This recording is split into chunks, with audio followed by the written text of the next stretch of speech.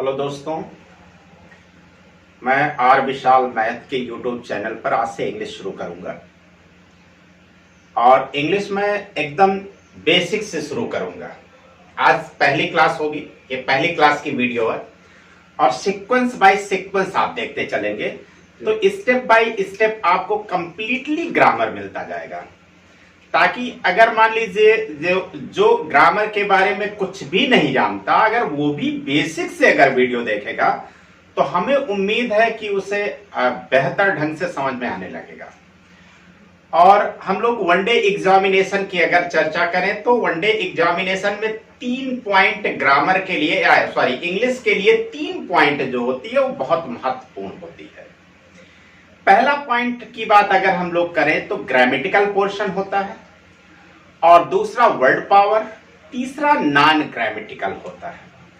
और तीनों पॉइंट के बारे में हमें बेहतर नॉलेज होना चाहिए अगर हम किसी भी वनडे एग्जामिनेशन में सफल होना चाहते हैं तो, और बेहतर। इसके साथ साथ ग्रामर के साथ साथ वर्ड पावर के साथ साथ नॉन ग्रामेटिकल के साथ साथ हमें प्रैक्टिस भी बहुत जरूरी है, जो कि हम प्रैक्टिस सेशन भी शुरू करेंगे। बस 2-4 वीडियो के बाद हम प्रैक्टिस सेशन भी इसी चैनल पर शुरू करेंगे। तो अगर हम लोग इंग्लिश ग्रामर की बात करें या इंग्लिश की बात करें तो आप देखते हैं कि इंग्लिश जो है आपका, इसमें से किसी भी वनडे एग्जामिनेशन के लिए आप तैयारी कर रहे हो अगर, तो किसी भी वनडे एग्जामिनेशन के लिए फायदेमंद होगा, बशर्ते आप देखेंगे जो सबके हर एग्जाम के जो पूछने का क्राइटेरिया होता है थोड़ा सा डिफरेंट होता है।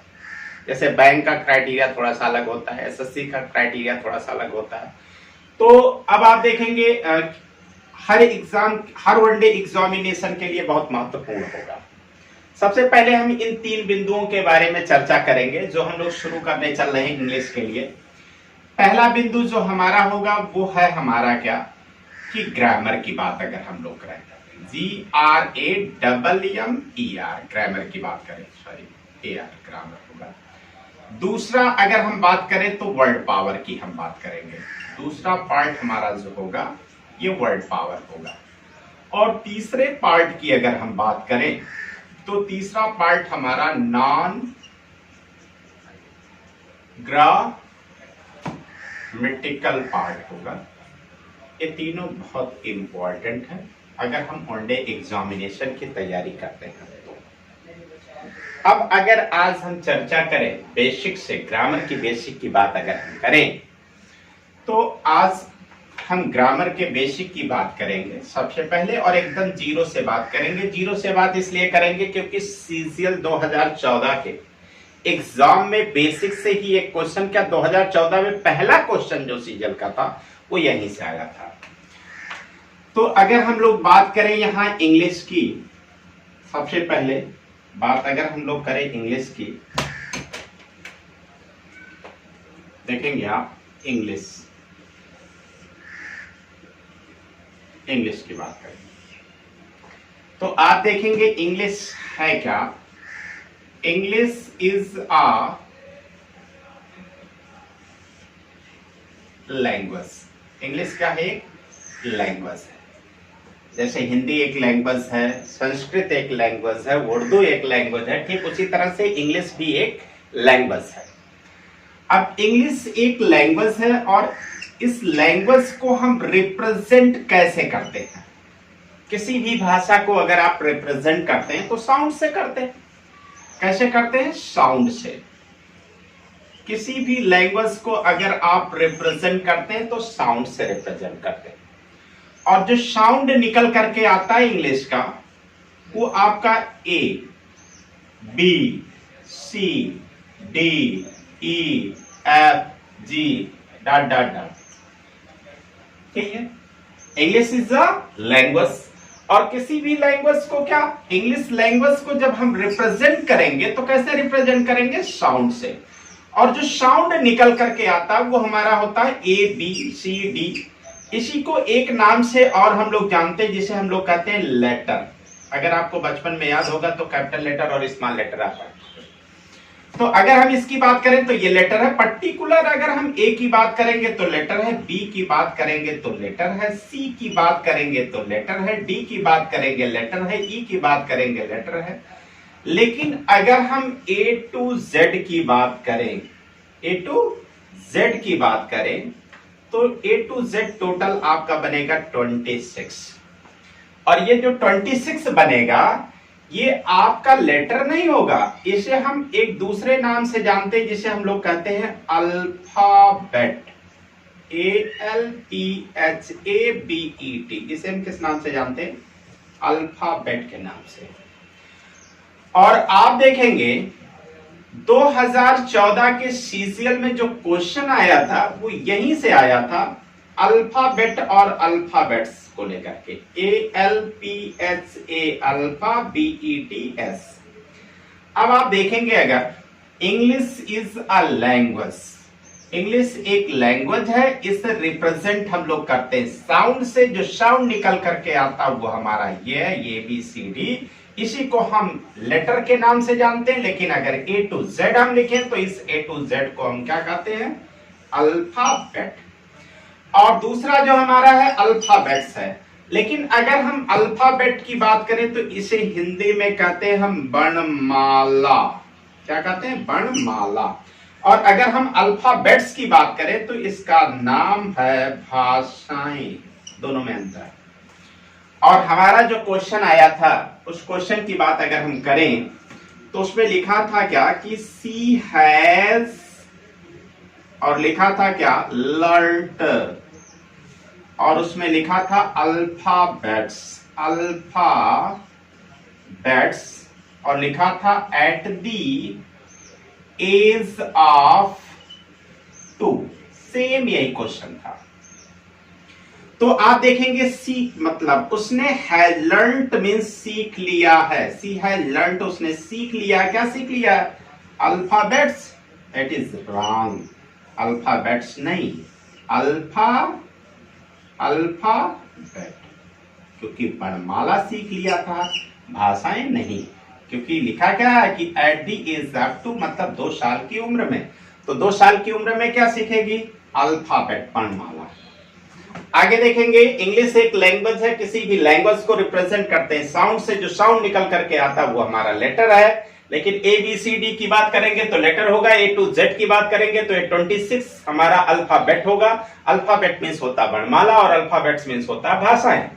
अब आप देखेंगे कि 2016 के सीजीएल में जो पहला क्वेश्चन आया था अगर आप देखेंगे तो ये देखिए लिखा सी हैज लर्नड अल्फाबेट्स, लिखा था at the age of 2। That is wrong. आप देखेंगे ये अल्फाबेट्स के स्थान पर यहां लिखेंगे अल्फाबेट, क्योंकि 2 साल की उम्र में कोई भी बच्ची क्या सीखेगी? वर्णमाला सीखेगी, ना कि भाषाएं। अगर इसे मान लीजिए नेक्स्ट क्वेश्चन हम और बनाएं तो आप देखिए एक क्वेश्चन अगर इससे और बनाएं तो ये बना सकते हैं हम लोग। जैसे फॉर एग्जांपल के लिए लिखा हो कि पंडित नेहरू, और यहां लिखे हम क्या? Had known. Pandit Nehru had known. और यहां हम लिख दें क्या? मेनी। और मेनी के बाद हम लिख दें अल्फाबेट। तो यहां भी गलत होगा आपका। क्यों? क्योंकि पंडित नेहरू जानते थे, क्या जानते थे? बहुत सी क्या जानते थे? भाषाएं, ना कि वर्णमाला। अगर यहां हम सही करें तो हो जाएगा हमारा क्या? अल्फाबेट्स हो जाएगा। ये आप देखेंगे 2014 का सीजीएल का पहला क्वेश्चन है अगर आप देखेंगे। अब आप देखेंगे फिर से एक बार हम लोग रिमाइंड कर लेते हैं कि इंग्लिश एक लैंग्वेज है, किसी भी लैंग्वेज को हम रिप्रेजेंट करते हैं साउंड से, जो साउंड निकल करके आता है वो हमारा क्या है? लेटर। लेटर टोटल हमारे पास कितने होते हैं? A to Z।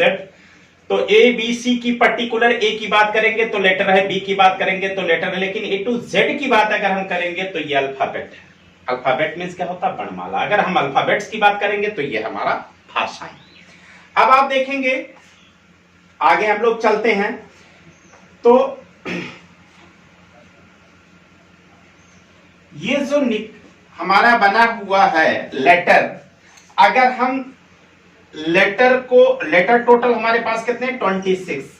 अगर इसे हम 2 पार्ट में बांट दें तो 2 पार्ट में जब हम बांटेंगे इसे 26 को तो तो आप देखेंगे एक इसका बन जाएगा वॉबल, एक बन जाएगा वॉबल और दूसरा बन जाएगा इसका कॉन्सोनेंट,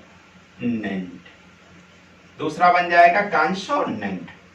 अगर हम वॉबल की बात करें तो वॉबल हमारे पास कितने होते हैं? 5, हम सभी को पता है, जैसा कि ए ई आई ओ यू, कितने हो गए? 5। अब आप देखिए बचा कितना आपके पास? 21 जो बचा वो आपका कॉन्सोनेंट है। इसकी चर्चा हम लोग आर्टिकल्स में भी करेंगे, इसकी जरूरत पड़ेगी। अब आप देखेंगे हम लोग बेसिक से अगर देखें तो इंग्लिश एक लैंग्वेज है, किसी भी लैंग्वेज को रिप्रेजेंट साउंड से करते हैं, साउंड्स जो निकल करके आता है वही आपका क्या होता है? लेटर होता है। अगर पर्टिकुलर ABC की बात करेंगे लेटर होगा, A to Z की बात करेंगे तो अल्फाबेट होगा। अल्फाबेट और अल्फाबेट से क्वेश्चन भी आया था, हमने आपको बता दिया।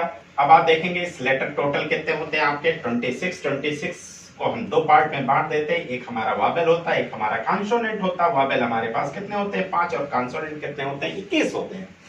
अब आप देखेंगे अगर इन दोनों को हम लोग जोड़ दें तो एक नए यानी क्या बन जाएगा? शब्द बन जाएगा। क्या बन जाएगा? शब्द बन जाएगा। अब हम शब्द की चर्चा करेंगे, इधर मिटावे रहेंगे। तो अगर हम लोग शब्द की बात करेंगे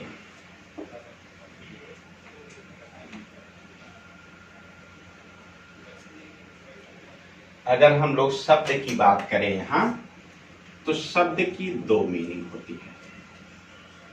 वर्ड, एक होता है आपका वर्ड की मीनिंग शब्द होती है। तो शब्द जो होता है इसकी एक डेफिनेशन होती है। डेफिनेशन ये होती है कि और क्या लिखें?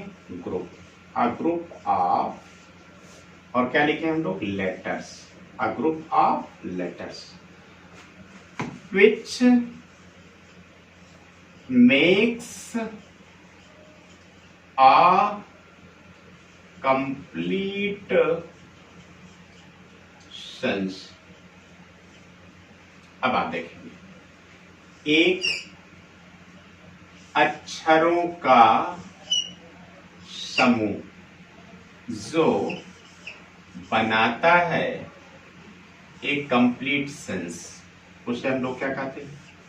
शब्द कहते हैं। प्रैक्टिकली अगर हम लोग देखें यहां तो आप देखो जैसे लिखा हुआ आपका पेन, PEN, क्या बना? पेन बना। अब आप देखेंगे जैसे BOOK क्या बना? बुक बना। अब आप देखेंगे जैसे CHAIR का क्या बना? चेयर बना। तो अब आप देखेंगे ये अक्षरों का समूह तो है लेकिन कंप्लीट मीनिंग दे रहा है। पेन मीन्स कलम होता है, जैसे BOOK book, book complete meaning दे रहा है, जैसे CHAIR कंप्लीट मीनिंग दे रहा। लेकिन अगर हम यहाँ EPN लिख दें तो आप देखेंगे इसका कोई मीनिंग है नहीं, तो इसे हम शब्द नहीं कहेंगे। अब आप देखिए तो वर्ड की एक मीनिंग हम लोग निकाल कर लाते हैं क्या? शब्द। शब्द का मतलब क्या होता है कि अक्षरों का एक ऐसा समूह जिसका सेंस कंप्लीट हो, उसे हम लोग क्या कहते हैं? शब्द कहते हैं। दूसरा देखेंगे आपका होता है जो ये वचन, और ये फ्रेज के रूप में होता है। जैसे हम कहें क्या कि मैं वचन, अपने वचन का बहुत ही पक्का आदमी हूं। I am a word of man, मैं वचन का बहुत पक्का आदमी। आप देखेंगे फ्रेज के रूप में बना। तो वर्ड की 2 मीनिंग हो गई, एक तो शब्द हो गया और दूसरा क्या हो गया आपका? वचन हो गया। क्लियर? आगे चलते हैं हम लोग। अब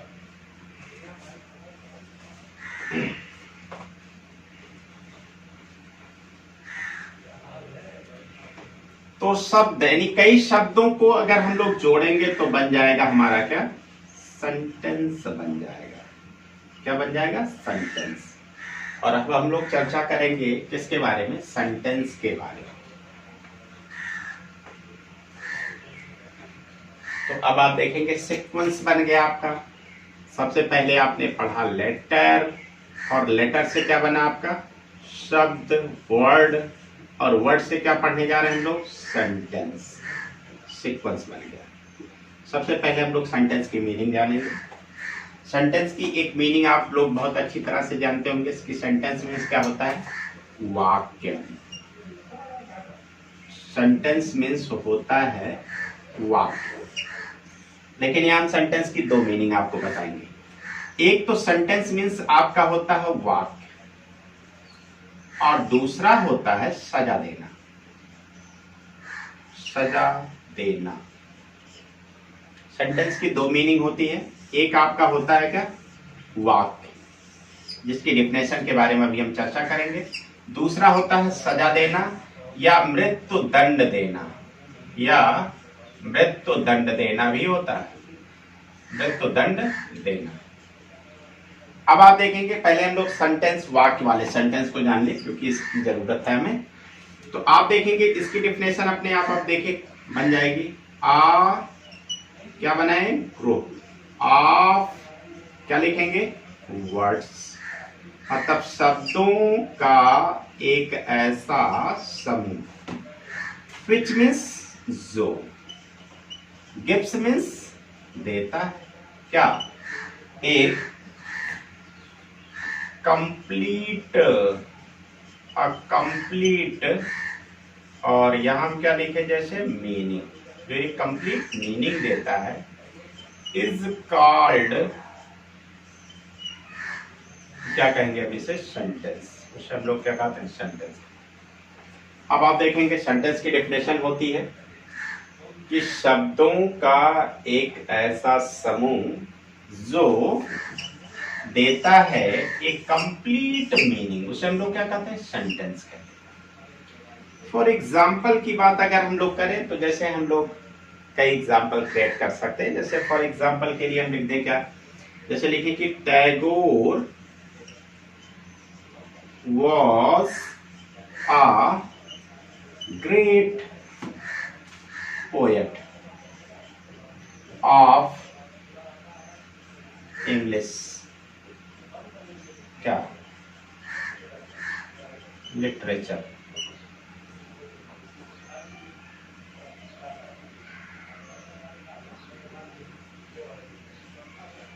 लिटरेचर।